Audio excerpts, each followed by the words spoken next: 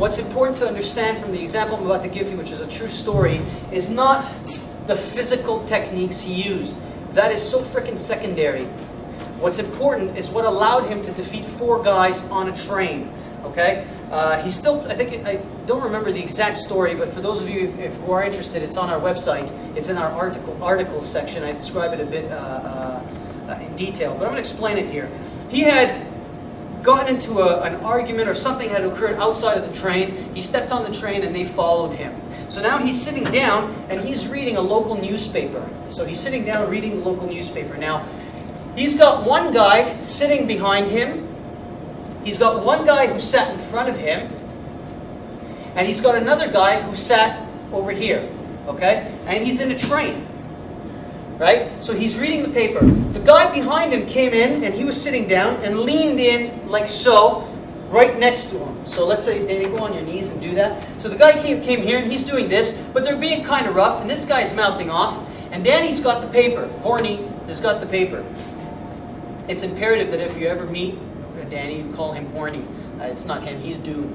So anyway, but I digress. So he's got the paper, and he's sitting there, and they're starting to mouth off, hey asshole, what the fuck, that wasn't your problem out there, that was none of your business. So what Danny did is he took the paper, and there was another guy here, and there was one guy here, and I don't recall where the 4th guy was, or if it was just 3 guys, but anyway, it was a multiple attacker situation. What's important is what Danny did. He took the paper, and he threw it in the air, and everybody looked up. As he did this and everybody looked up, he nailed this guy flush with an elbow. He got up and grabbed this guy and kneed him right into the face and nailed him with something else, a palm strike. And he stepped off and he started running. He just took off. He was going to go to the other cart. The other guy was completely stunned, but he got up and started chasing him.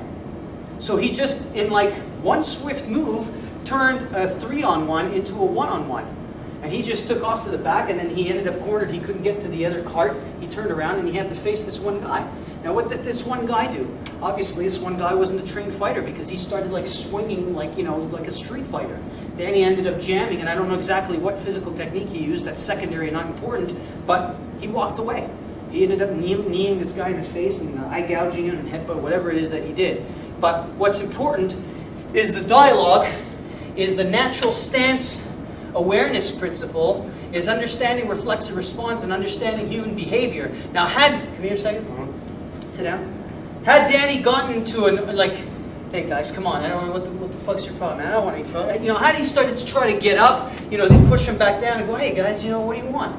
And had he started doing that or said, hey man, don't touch me, get your fucking hands up, he'd take a beating here, because now look, okay? But you want to keep their guards down. So he's sitting here, and he decided to use his paper. He could have used anything else. It could have been keys. It could have been money. He goes, look, guys, what do you guys want? You guys want some money? Like, I got like tons of cash on me. How about I give you some money and we call this a day? They're going to allow you to get up and say that, because what will allow you to get up and say that, and why they'll allow you to get up and say that, is the fact that you're saying something that's going along with what they kind of not expect to hear, but want to hear. Right? So if I'm saying, guys, I got like tons of money on me. You guys like want cash? I got like, this is normal. Okay? It's not normal, but it's like, well, wait a minute. He's offering money. He's reaching into his pocket. What's the brain doing? It's completing a pattern. Okay? But what he did is he banked on the fact that, well, you know what? If I do this with the paper, everyone's going to look up. And that's going to give me 2 easy targets. So he tosses the paper. Everybody looks up. He eats an elbow. He eats a knee.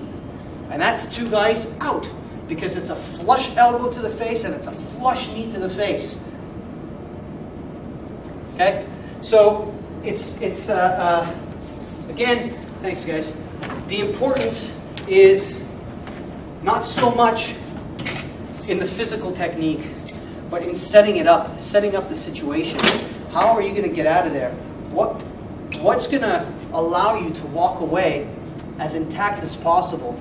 And like I was saying, so many people, it's like, are looking at a fight from a purely physical perspective, or they're looking at a fight from like a no-holds-barred or UFC perspective, where, no range of combat, no technique, no style, no system, no move ever won a fight.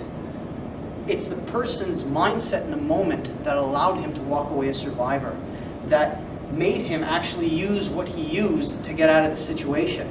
And the rest was completely incidental or coincidental, whatever it was that they used. Whether it was a reverse